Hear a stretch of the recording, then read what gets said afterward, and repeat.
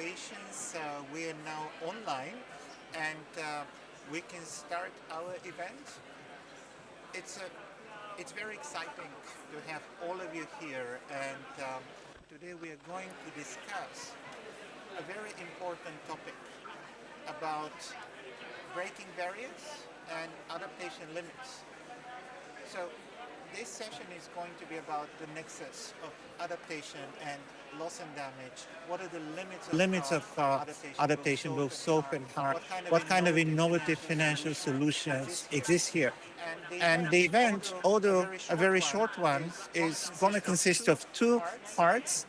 In the first part of the event, you're going to have an opening presentation, followed by a presentation of a knowledge product that UNEPCCC and the Adaptation Fund are developing together. And after that, we are going to move into a panel discussion.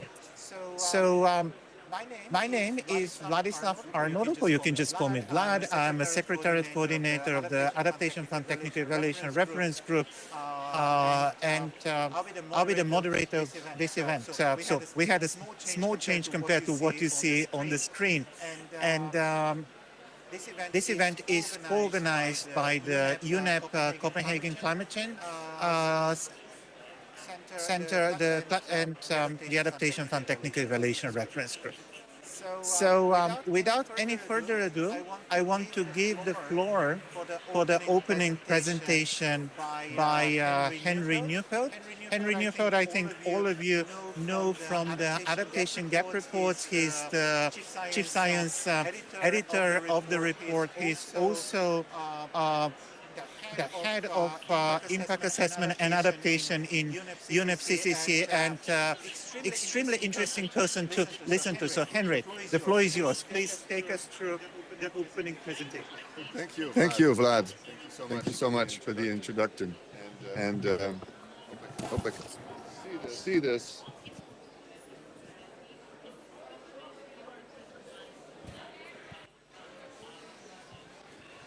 Good afternoon, everybody. I hope you can hear me. Sorry for the slight delay and the modification of the program. What I will do very briefly is provide those of you who aren't so familiar with the concepts of loss and damage, limits to adaptation, and adaptation, the moving zone, it's not exactly clear where adaptation begins and loss and damage ends. This is not so clear.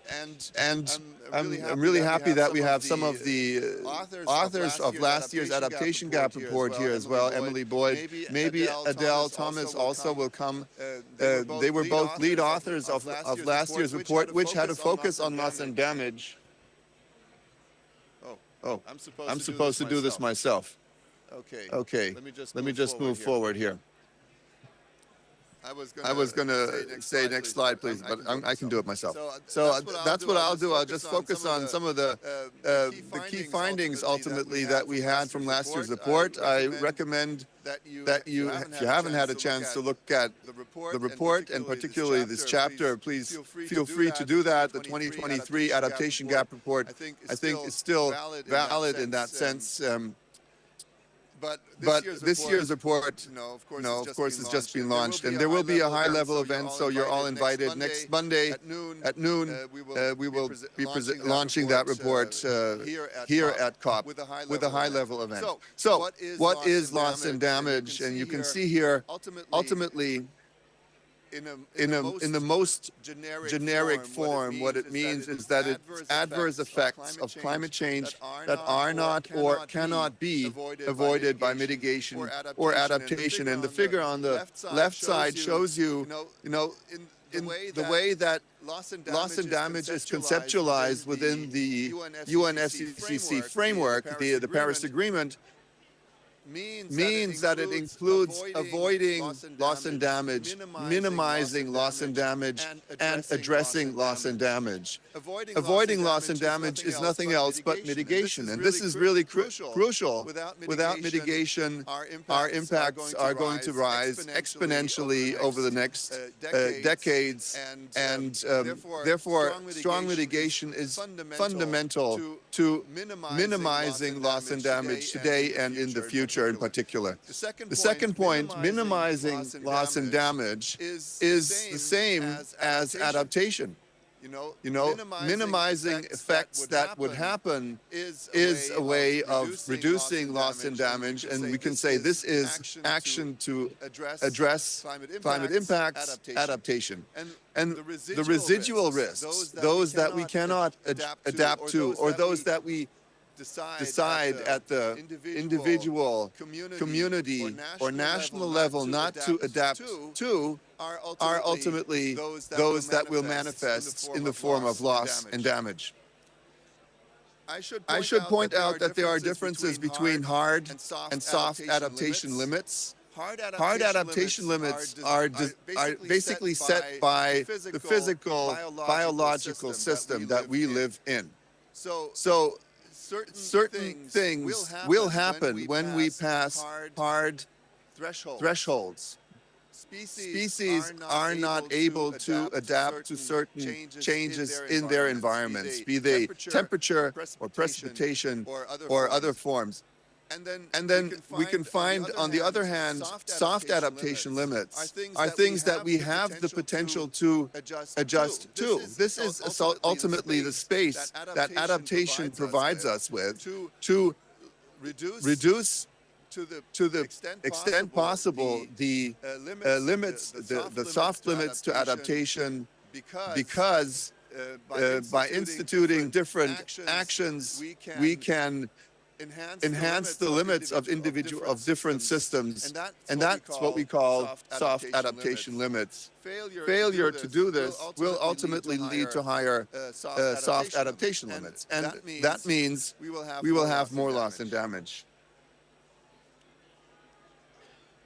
Loss and damage has been part of the UNEPCCC negotiations for a very long time. In 1992, I think, Vanuatu was the first country to bring this forward. That was even before we had any agreements, but it was the first time that loss and damage was conceptualized at this international level, but the first time that it really made it into the negotiation text was in 2013 in Bali.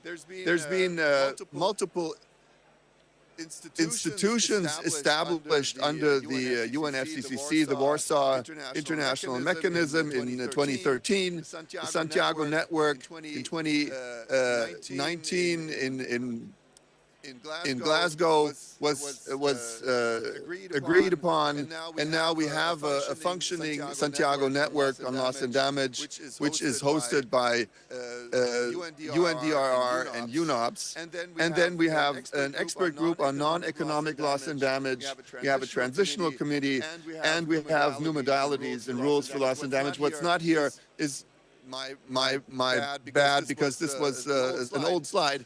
We have the fund for reducing loss and damage, which was agreed in Sharm el-Sheikh. It was operationalized in Dubai, and we have roughly, even then we had 700 million pledges.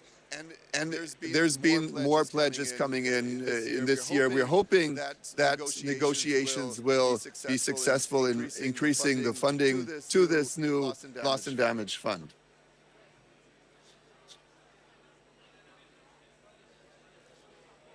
We need to look at loss and damage through different lenses. One is economic and non-economic loss and damage. And then another way to look at it is extreme events versus slow onset events.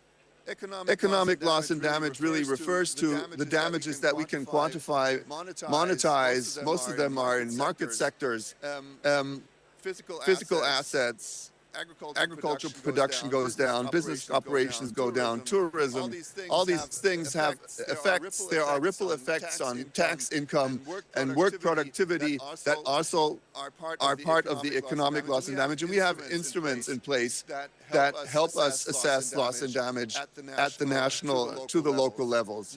Non-economic loss and damage, on the other hand, is harder to capture. It's harder to quantify. It includes loss of life, loss of biodiversity, loss of cultural heritage, loss of home and identity.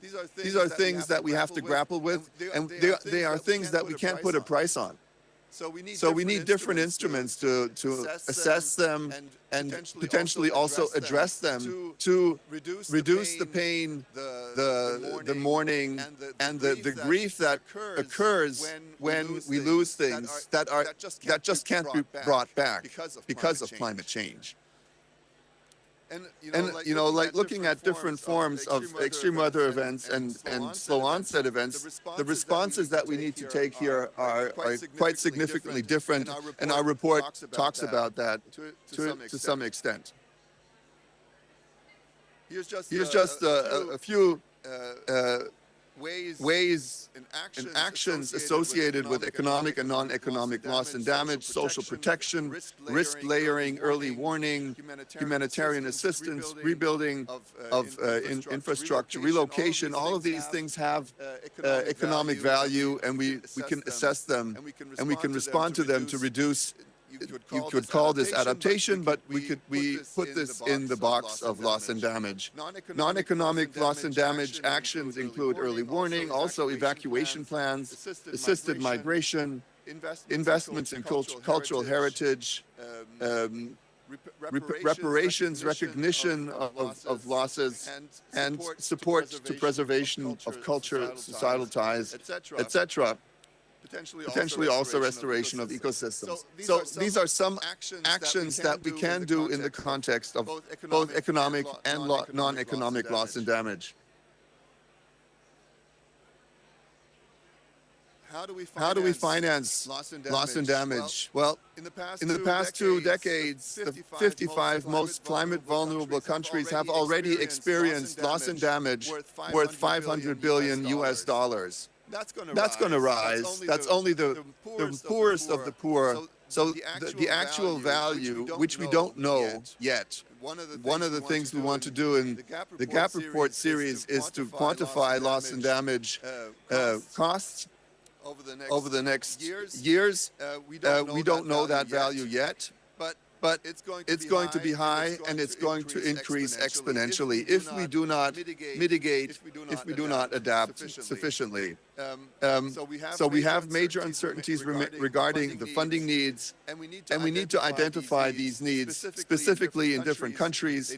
They need to be costed, they need to be identified, and that's the new NDCs provide an opportunity to doing this. I think addressing loss and damage in the new round of NDCs is an appropriate way of making sure that loss and damage is captured sufficiently well in the next round of NDCs, and that can then be discussed, negotiated in billing. We also need to build the evidence base. We have a lot of uncertainties. We need more information, and I'm sure that Emily and others on the panel will talk more about that. We have to look more closely at the sources of finance. It's not only going to be public finance that can do it, so we need investment from different other sources, private sector, and we can think about ways of capturing the funds through fees and levies or taxes on certain expenditures, including, for instance, on carbon markets. And we need to develop an infrastructure through which the financing can flow effectively to those countries in need quickly, without too much bureaucracy, and to avoid these countries from dropping even further into a debt spiral, basically a debt trap. One last point on last year's report. We also published a range of case studies that address different aspects of loss and damage. So it's not in the physical report, but in the materials that you can access through the Adaptation Gap report website. You have access to all of the case studies that we produced. One is about mountains and the thawing of permafrost in high mountain ranges. We talk about health-related loss and damage in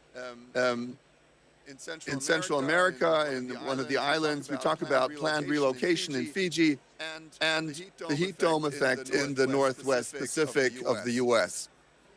And with that, I hand over to, I think it's, are you going to do this? Yes. So, Fatemeh, over to you. Thank you very much.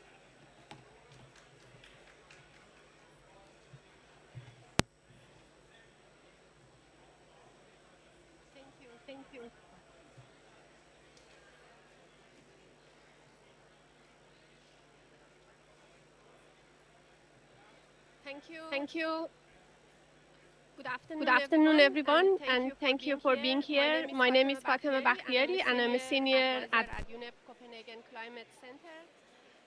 Today, I would like to introduce our new project that we have put together. This is just at the initial stage, and we would like very much to hear your insight and if you have similar experience and input. So it's a call for collaboration. As you know, we all know, increasingly recognize the loss and damage and all the impact related to loss and damage and the residual impact, loss and damage residual impact. So we thought that it's essential to have also an effective monitoring and reporting system in place for loss and damage, the system that helps capture lessons and also helps to develop metrics that guide and strengthen future loss and damage responses.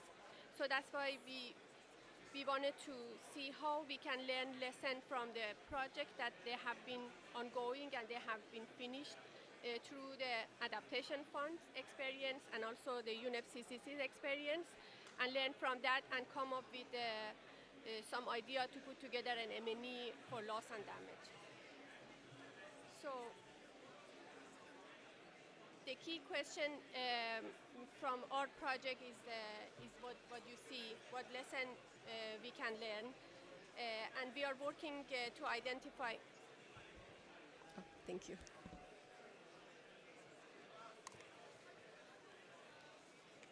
So we are working to identify the insight, and also in addition, we explore potential metrics that could capture the unique impact of the outcome.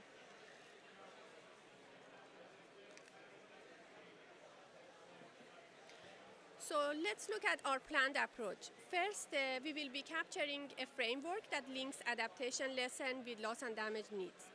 Our core approach will involve a review of Adaptation Fund portfolio and its evaluation, including ex-post evaluations, to find relevant insight. Ex-post evaluation particularly will be useful in understanding outcomes that extend beyond project timeline, which is something crucial that we want to know for loss and damage. We also conduct a rapid review of lessons learned from other funding bodies like Green Climate Fund, Climate Environmental Facility, and the pilot program for climate resilience. This broader perspective will help us identify best practices and potential gaps. Finally, we will validate our funding through a stakeholder consultation and expert dialogue with the aim to complete this analysis by early 2025. This effort will be done with our colleague at UCL, University College of London, which will help us to implement this project. So, of course, we will face with some challenges, and we have to identify challenges beforehand in order to plan ahead and have some. Should I move it?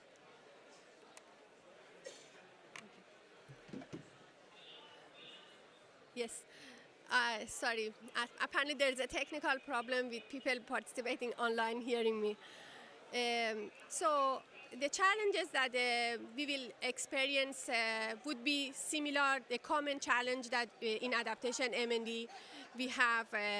So one expected challenge, as you may expect, would be the lack of standardized metrics for adaptation success, which makes it difficult for measuring and comparing results. And the other challenge would be that changing baseline due to shifting climate hazards may also complicate tracking of the progress over time. And also, adaptation projects often yield outcome in a very long period of time, which can also exceed the project timeline and also make the measurement of the full impact difficult. So that also adds to the challenge.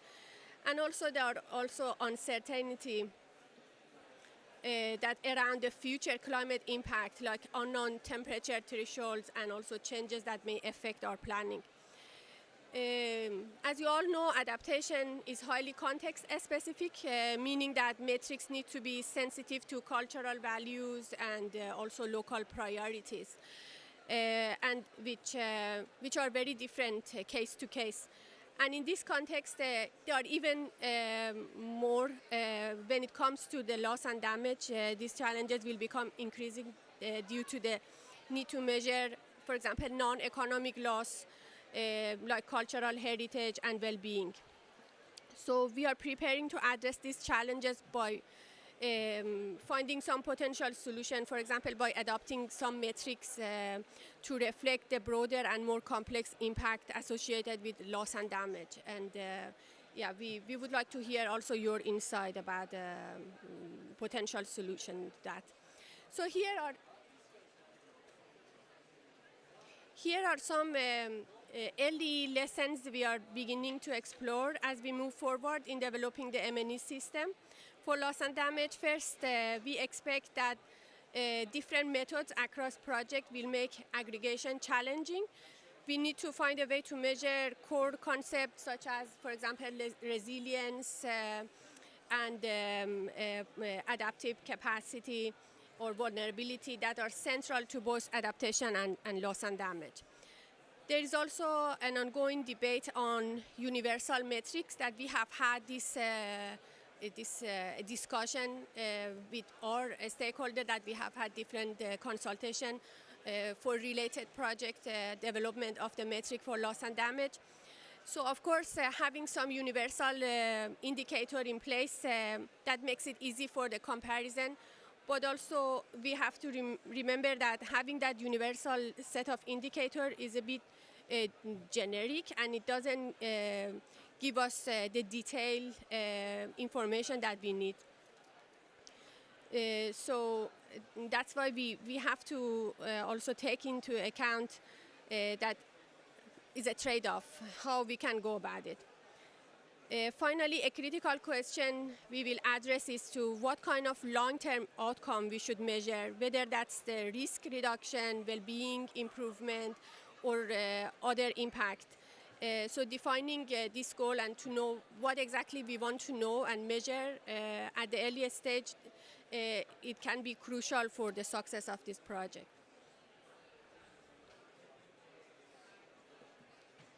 So to conclude, developing effective monitoring and reporting for loss and damage requires for both learning from adaptation project and recognizing the unique challenge of loss and damage. It's very critical to have such a system in place for countries to access to come up development of some set of indicator.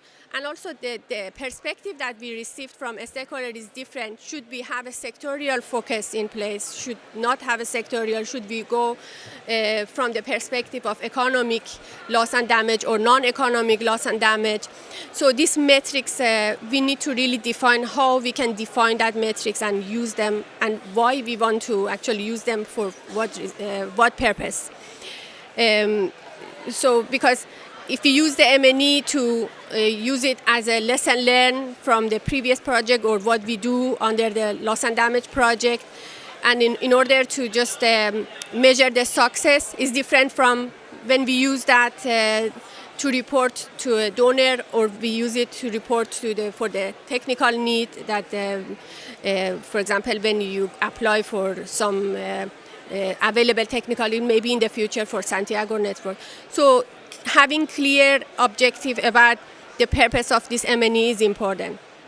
So as I said, we are at the very beginning of this journey, and we are going to learn from Adaptation Fund's project and also potentially other projects. But if you do have some similar activities or project that you already have done and came up with some indicators or some system to be able to measure your project, your M&E of the project, so that would be great and valuable input for us.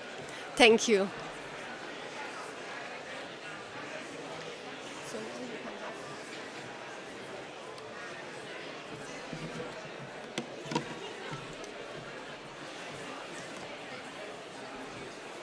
Thank you. Thank you very much, Fatemeh, and also thank you, Henry, for the presentations. I think that you have a very good understanding now of the background, and also you heard about the interesting joint collaboration between AF, TERG, and UNEPCCC on a knowledge product. And as Fatemeh said, this is going to be a partnership and work that for which we need a lot of input. So if you have any ideas, please let us know. But now I want to move on to the next section of this event, which is our panel discussion. We have about 20 minutes to go through a set of interesting questions, but I want to introduce first the panelists that we have today. Some of them are here with us in person, others are joining online. So I'll start with the person joining us online, and this is Professor Emily Boyd. She's a professor in sustainability finance from Lund University. So Emily is a leading social scientist with a background in international development, environment and climate change, with a focus on the interdisciplinary nexus of poverty, livelihood and resilience in relation to global environmental change. And she's an author for the IPCC, IPBES and UK CCRI, and Auditor-in-Chief for Global Sustainability. So Emily, as I said, is going to join us remotely. The next panelist whom I want to invite to the stage now is Dr. Adele Thomas. And thank you, Adele, for making it today. I know that it was not very easy for you because you're just coming from another event. Dr. Thomas is the Senior Director of Adaptation and NRDC and a Human Environment Geographer with over 17 years of experience in climate action and development.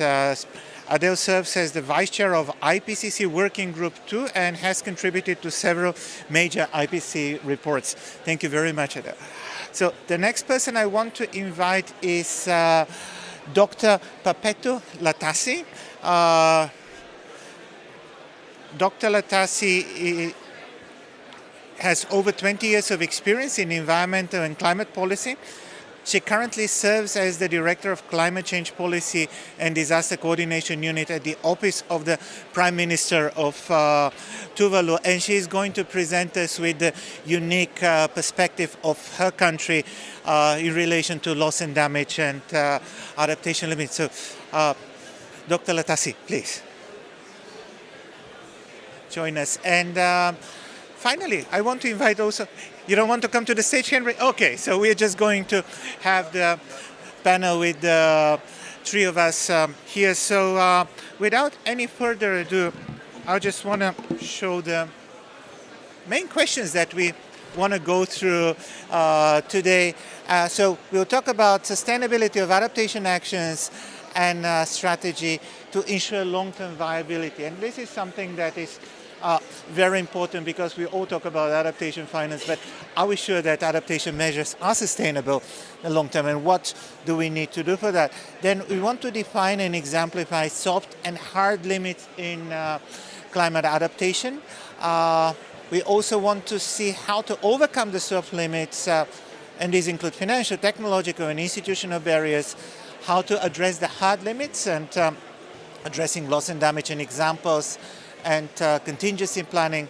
And finally, we want to talk about a very important topic which is linked to our discussion today, and this is international cooperation and the lessons learned and the role of international cooperation. So let me just start with maybe the first topic that we have here about sustainability of adaptation actions and strategies. And I want to ask Adele, and after that also Dr.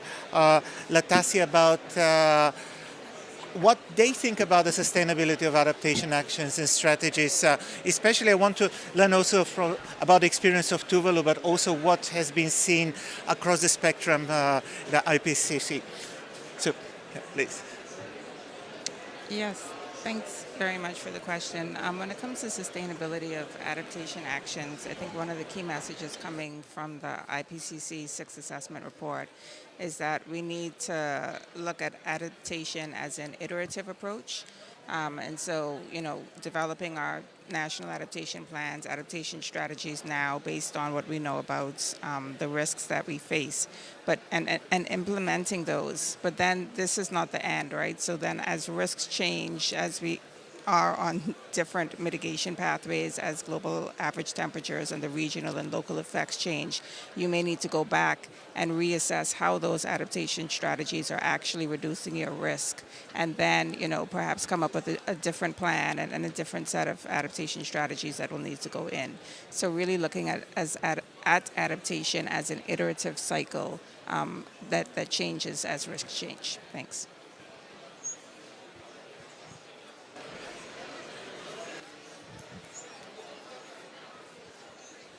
Thank you, Adele.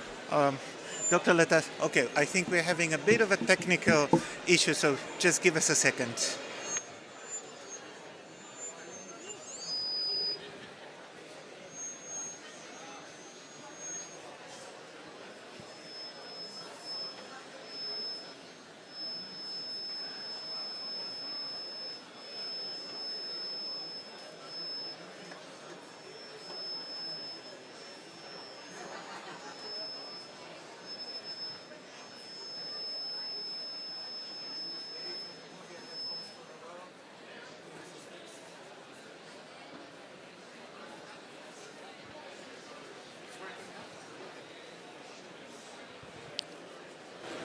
It's working now. So, back Hello? to you, Dr. Latassi. Hello? I can't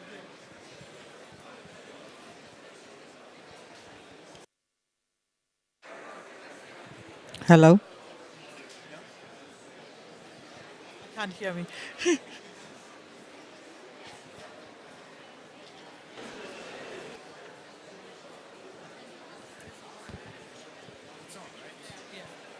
But no, it's not connected.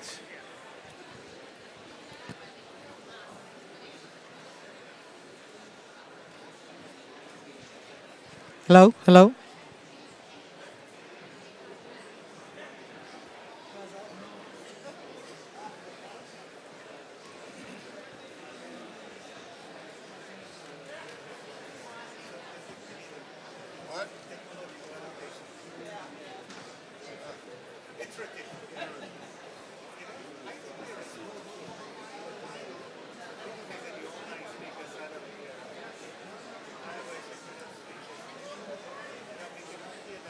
Hello?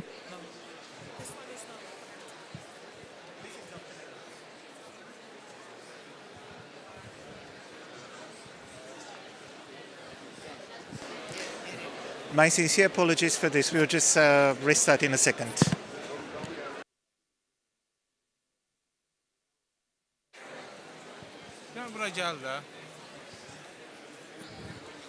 Hello? You hear something? You hear?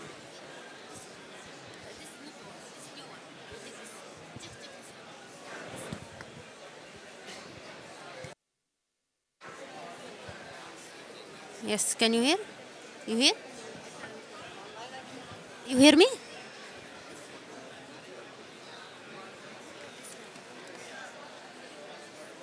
Hello? Hello?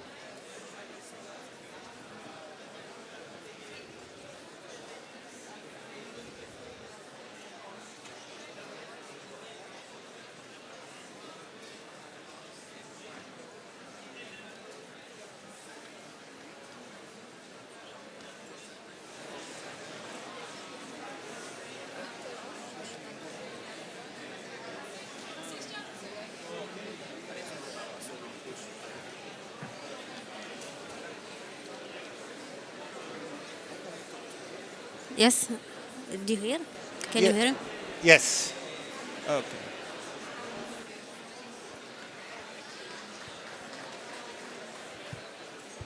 Okay. Now I can hear me. And assuming everyone can also hear me. Okay. Thank you very much, Vlad, the moderator, for the questions and also the opportunity given to be part of the panel this afternoon. My name is Pepetua Latasi, and I'm working with the Ministry of Home Affairs, Climate Change and Environment. Okay, so straight into the question on the sustainability of adaptation.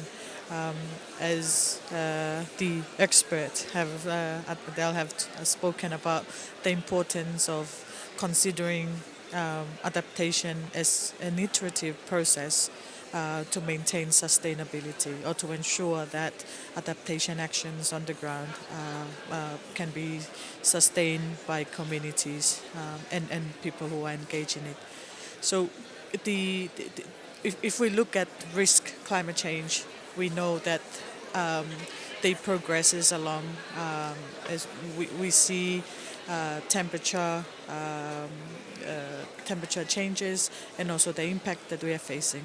We put in place adaptation measures in order for our people, for our communities, to continue to live their day of daily life with the measures of adaptation to help them encounter or adapt to the changes bring about by climate change. So therefore, the adaptation should be a continuous process to ensure that sustainability is maintained as people in small islands continue to live their daily life, and to ensure also that they are able to respond to those changes brought about by the impacts of climate change. Thank you. Thank you very much for this answer. And now I want to move to the next set of questions. Given the time, I will just take the next three questions, as I said, about the limits of the hard and soft limits of adaptation and how to overcome the soft limits and address the hard limits. And just to remind everybody that we also have one panelist who is online. So I want to give the floor now to Emily just to answer from her perspective, and then I'll come back to the panelists who are with us here physically. So Emily, can you hear us? Emily? I don't think Emily can hear us. Okay, so we're waiting for Emily to come back online. Maybe I'll come back to the panelists here and ask Adele about her views on the soft and hard limits and how to address the hard limits and overcome the soft limits. Yeah, thanks for the question and for consolidating them. It was a great effort for the AR6 report from the IPCC to really clearly clarify what we mean by soft and hard limits and the differences between them and sort of how to overcome the soft limits. So I wasn't here for Henry's presentation, but I'm sure he gave it great justice. So I'll go ahead into sort of an example drawing from my own home country of the Bahamas with some soft and hard limits. So for soft limits in the Bahamas, we're currently facing challenges as it relates to finance for adaptation, which would allow us to actually implement some of those strategies and plans that we have developed. And going back to the IPCC AR6 report, we did find that finance really was the major barrier for soft limits across the world, and particularly in developing countries. What we're seeing is that there are adaptation plans and strategies that are developed, but there's simply not the funding available to implement them at the scale needed. And so that's like the key barrier that's leading to soft limits. As it relates to hard limits, again, going back to my own home country of the Bahamas, one of the limits that we have not come up to yet, but which we are quickly approaching, is the hard limits of coral reefs to actually provide protection against sea level rise. We're seeing extreme marine heat waves, which are decimating corals, causing them to die off, causing loss of biodiversity, causing there to be impacts to livelihoods of fishers and for people engaged in tourism. And so as we, approach and exceed 1.5, it's well documented that the majority of coral reefs will actually go extinct because they cannot survive above that temperature limit. And so I think the coral reef example really exemplifies the hard limit phraseology that we use. To try and deal with the hard limit of coral reefs no longer being there to provide the protection and the ecosystem services that they provide, we would have to move to more hard infrastructure, which again, we may face a soft limit there because hard infrastructure is much more expensive than doing things like coral reef restoration and ecosystem-based adaptation. So I hope that sort of shows the complexity and the relationship between a soft adaptation limit, a hard adaptation limit, and how these are connected, and why finance is so important to enable adaptation solutions. Thanks. Thank you. Thank you very much, Adele. And now I want to invite Dr. Altasi also to give us the perspective of Tuvalu on the hard and soft limits to adaptation, how we can overcome them and address especially the hard limits. Thank you. Yeah, thank you. I wanted to give you a background of Tuvalu because it will help you understand better the soft limits and the hard limits once I get into that. Tuvalu is a Pacific Island country. It's a low-lying atoll, so no mountain. The highest area or the highest point, it's only above an average of 2 to 3 meters above sea level. Because it's a coral atoll, its soil it's not so fertile, and also as we face sea level rise, the water not only comes from the lagoon and overtopping onto the islands, but it's also creeping up from underneath the soil because it's coral and very porous. So you can see also water bubbling up from the ground. So if we talk about limits to adaptation, either soft or hard limits, I wanted to share with you some examples of soft limits. And I mean, clearly, first and foremost is the finance.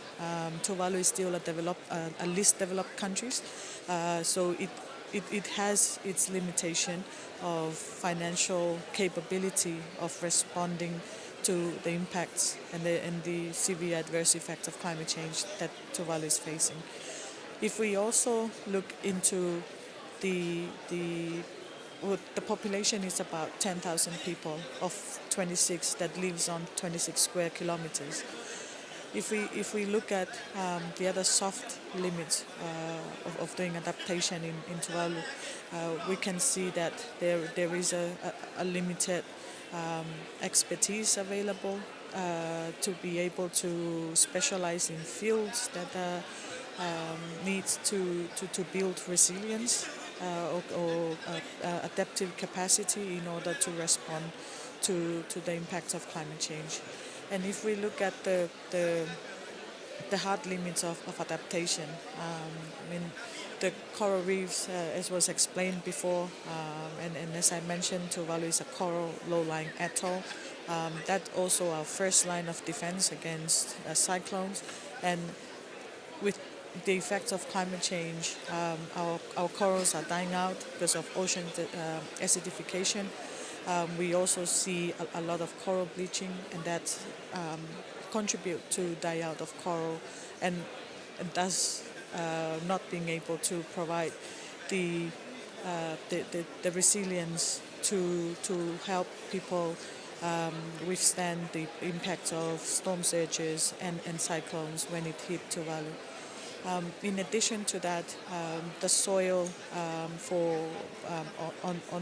Tuvalu, it's infertile because it's coral, so it's limestone, so it's very difficult to grow enough food, and with the impact of sea level rise, the inundation of agricultural lands or the limited agricultural lands that we have makes it also a bit more difficult for people to grow their food. And one last point that I wanted to make on the limits is the geographical setting of Tuvalu. It's low-lying and it's small. It's highly vulnerable to cyclones and storm surges. So we have embarked adaptation measure that looking into helping to raise our islands and also providing more lands, because we already know the limits of the geographical setting of Tuvalu as it is now. Thank you. Thank you very much for these comments. And now we have our third panelist, also online, Dr. Emily Boyd. Emily, I hope you can hear us. Yes. Okay. Thank you for joining us today. So, Emily, I just want to ask the same question that I asked to the other two panelists about hard and soft limits to adaptation, how to overcome soft limits, how to address hard limits. Can you provide us with your perspective, please? Thank you.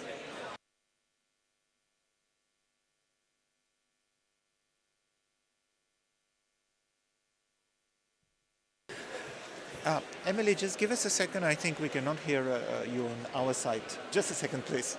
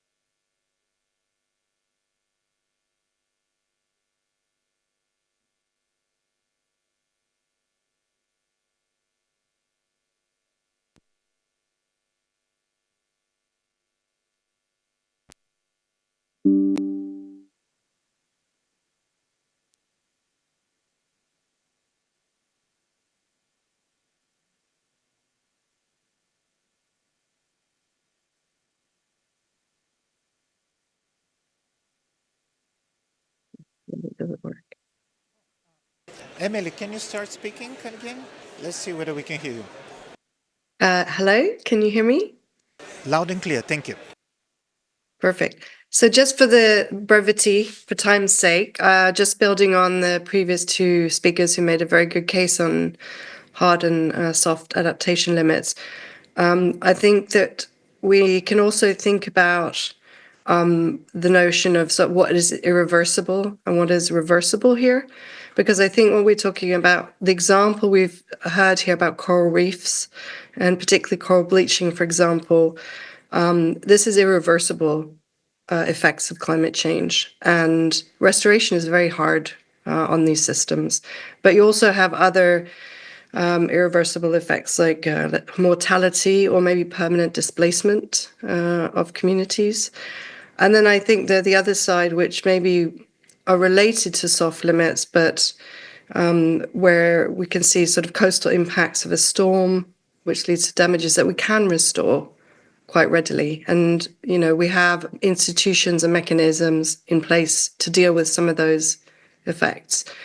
And I think also to bear in mind that when we are discussing hard and soft limits and the ways to action change here, I think we'll often hear about things in the discourse like relief, rehabilitation, reconstruction, or resettlement. And this is very much also relating to human systems, very importantly. And I think we also need to maybe have a parallel discussion then on if these terms and how they relate to ecosystem change and loss, because they might be quite distinct. I think, however, if we can find ways to bring together the financing for ecosystems and social systems together, and sort of understand what they mean in terms of both hard limits and soft limits, and where there are opportunities to build on, let's say, the soft limits to address those hard ones, or we might need to prioritize some of those hard limits. So small islands, the effects both on ecosystems and people, to address loss and damage in those cases, we might have to do that as well. So I think I'll stop at that, and maybe you can continue with your next question. Thank you very much, Emily.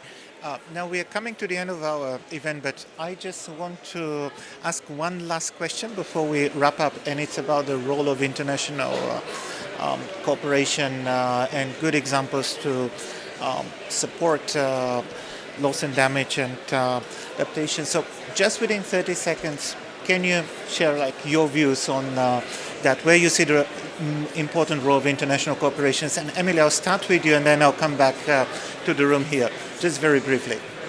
Yeah, very briefly, then I'll just build on what I said previously. And I think here there's a real opportunity to link the UNEPCCC and the CBD here to actually address loss and damage between these two global institutions. And I think that we need to bring these together to be able to be effective in finance and action. Thank you. Thank you, Emily. Ado, over to you. Yeah, I mean, I think international cooperation, we can learn from mistakes in the past on sort of having limited funding, project-based funding, which hasn't been proven effective for adaptation, and move to more flexible funding at a programmatic, in a programmatic way for adaptation and to address loss and damage. And we're seeing strides on that with the Adaptation Fund and the newly developed Loss and Damage Fund. So I think we're moving in the right direction there. Thanks. Thank you, Adele. And over to you, Dr. Letas, in the perspective of Tuvalu. I think one point that I wanted to make it clear is that I think there needs to be a realization of the different aspect of adaptation requires by different countries. If we take the case of Tuvalu, to do adaptation in Tuvalu, the cost of adaptation and the beneficiaries, because these are the key points or the key factors that you need to put into your project proposal when you submit the project proposal to the Adaptation Fund, to the GEF, to the GCF, to identify the number of beneficiaries. If you're doing an adaptation project in the Africa region and you compare to doing an adaptation project in Tuvalu, the population is so different. So the number of beneficiaries is so different. But that shouldn't be a factor that determine the number of or the amount of financing that you are asking for to do adaptation. Because to do adaptation, you need to do it in a full scope to ensure no maladaptation is occurred. So you need to look into on a case by case, and also in consideration of the different circumstances that each country has, because there's no one size fits all for adaptation measure. I wanted to give a clear example that we have a near completion of our Tuvalu Coastal Adaptation Project that is funded by the GCF, and we are doing land reclamation to do that as part of our adaptation to build resilience in the coastal areas. We have to go through a lot of discussions, meetings with the GCF, with the board, to justify why are we doing land reclamation as an adaptation option. Because land reclamation is seen in countries like the Maldives as a development. For countries like Tuvalu, we also need land reclamation, but that is not for development. That is for coastal adaptation. So I think that there's a lot that needs to be realized in the international level, especially in the multilateral financial architecture for climate finance, to realize the deep meaning of adaptation in different circumstances in different countries. Thank you. Thank you very much to all of our panelists and also to our wonderful audience. We heard some very important messages, and especially the last messages about the need to bring the different streams of international cooperation together, and also to look into the local circumstances and the needs on the ground when we address issues related to loss and damage and to adaptation. This was a very interesting event. We had some technical difficulties, but thank you very much for staying with us until the very end. And with this, I want to close the event once again. Thanks to our wonderful speakers and panelists, and hope to keep in touch with all of you. Thank you.